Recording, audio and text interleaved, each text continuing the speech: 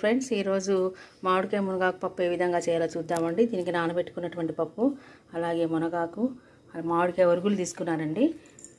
Next కొత్తిమీర, పచ్చిమిర్చి, వీటన్నిటిని క్లీన్ చేసుకొని పప్పులో వేసుకుందాము. పసుపు వేసుకుందాం. మునగాకు ఇంట్లో కడిగి పెట్టుకున్నటువంటి మామిడికాయ ఒరుగులు, అలాగే పచ్చిమిర్చి, నెక్స్ట్ ఉల్లిగడ్డ, ఇవన్నీ కూడా వేసుకుందాము. స్టవ్ వెలిగించుకొని 3 విజిల్స్కి పెట్టుకోవాలండి. ఉత్తిగానే ఉడికిపోతుంది.